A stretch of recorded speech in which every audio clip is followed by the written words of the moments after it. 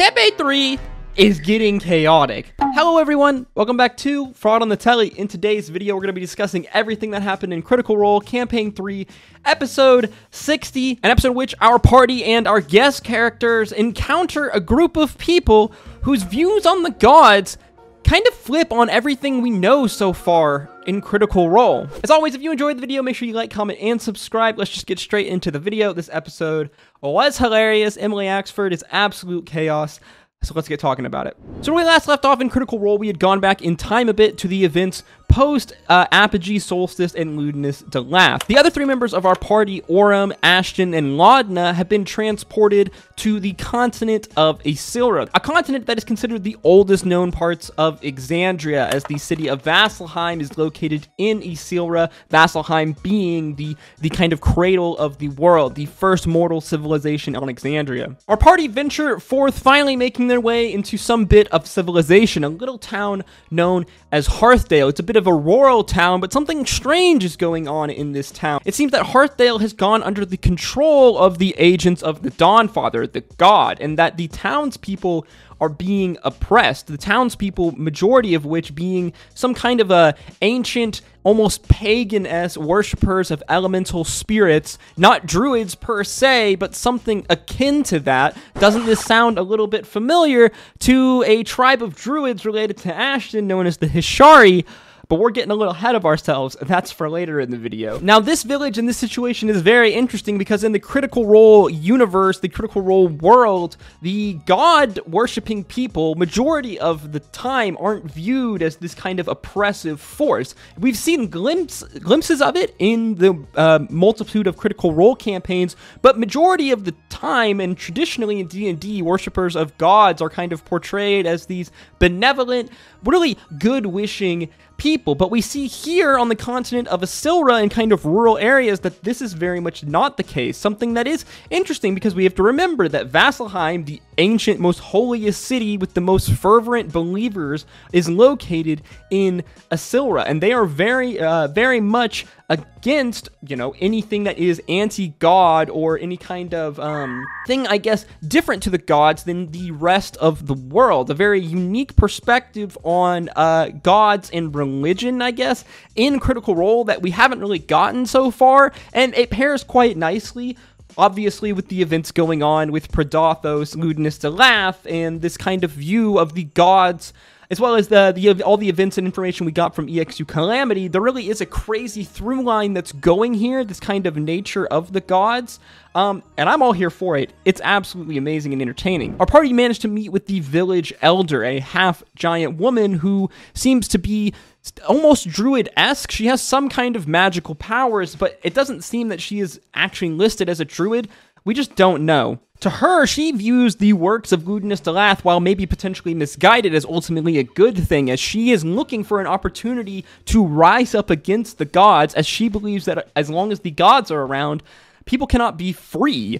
A very interesting opinion that is echoed in Ludinus and semi-echoed in the events of EXU Calamity, what we see with what Asmodeus and Xerxes, kind of that conversation. Ultimately, our party decide to help this woman in this town with their goals, going to a secret meeting where it seems like the town are looking to overthrow the people, the guards of Pelor the Dawnfather, and run them out of their town as they view them as oppressors. I honestly was pretty surprised that the group decided to get on board with this, but I guess none of them are actually religious characters in any form or facet, so I guess I'm not too surprised, and especially when you consider the chaos crew of group characters that are along for this party, I guess some wild shenanigans were going to be abound, weren't they? The party lay out a plan. Aurum and Border, Utkar's character, go to the guards, bringing them gifts of alcohol and tobacco, trying to butter them up and convince them that they need to leave and go to Marquette, but to no avail, and ultimately combat ensues as we're getting a kind of almost Whitestone-esque Revolution 2.0, but this time it's against people who are arguably not good. They are oppressors, but they aren't exactly evil, are they? Like we alluded to earlier, this campaign, Campaign 3, EXU Calamity, and kind of the overall theme of Critical Role at the moment is this question of godhood. Are the gods in the Critical Role universe actually good. While they aren't necessarily evil as opposed to the betrayer gods, at least what we're led to believe, we do have to wonder about their motives and their effects on the peoples of Exandria. Would the peoples of Exandria be better off without gods? Would they actually be free? It raises an interesting question, and one that I can't wait to see how it's further explored in Critical Role, especially if Predathos does manage to eat one of our pantheons of gods. It's interesting because the woman says that Predathos and Ludinus were the first beings, the first mortals to scare the gods since the Raven Queen's ascension to godhood. Obviously, the Raven Queen's ascension to godhood basically being the kind of catalyst, one, for like all mages to constantly pursue the pursuit of godhood and immortality, and two, this realization that the gods aren't actually these omniscient, super, like, invincible beings. They can be destroyed and replaced, and they can be replaced by mortals, mere mortals. In that sense, they really aren't that different to the mortals that worship them, as we know that worshiping gods in D&D is what gives them power.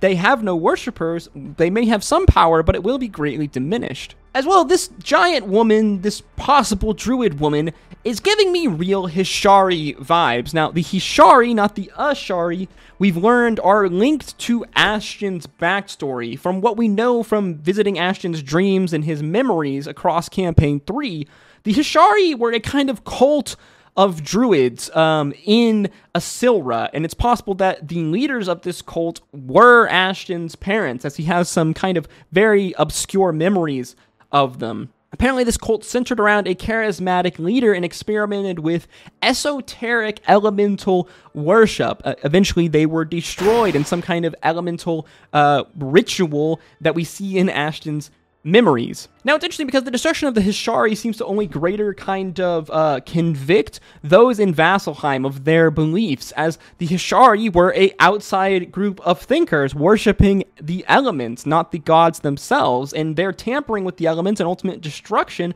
kind of leads to further embolden Vasselheim and the kind of hardline religious people there into shutting down alternate points of belief, which we see is happening a lot more on the continent of Silra than anywhere else, even though we did see in Wildemount under the Dundalian Empire that religion was controlled there. There were certain religions that were not legally allowed to be practiced, certain gods that couldn't legally be worshipped there.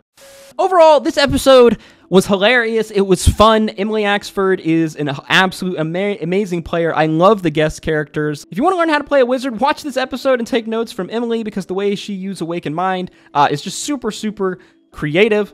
And yeah, overall, good episode. It's going to be very interesting to see how we view the gods in Critical Role, like, by the end of the year, because I think that there's going to be some major lore dropped and big reveals that lead us to believe that maybe they aren't so different from the many mortals that walk amongst them. As always, guys, if you enjoyed the video, learned something new, make sure you like, comment, and subscribe. I know I rambled a lot this video, but there was a lot of kind of deep, interesting topics that were talked about and addressed in this episode, and I just wanted to share my thoughts with them, because I find the world building, and especially the topic of the gods in Critical Role and what Matt Mercer is doing here, super awesome. If you enjoy this video, or you agree or disagree, let me know in the comments down below. Click on screen now for more Critical Role content, and as always, guys, I hope to see you in the next one. Until next time, stay safe out there. As always, peace, love, adu. Story that might be, we wasn't supposed to happen. So much talk around us, we became numb to the yapping. It was like 05, got my license to drive, picked you up in my pop's car, went for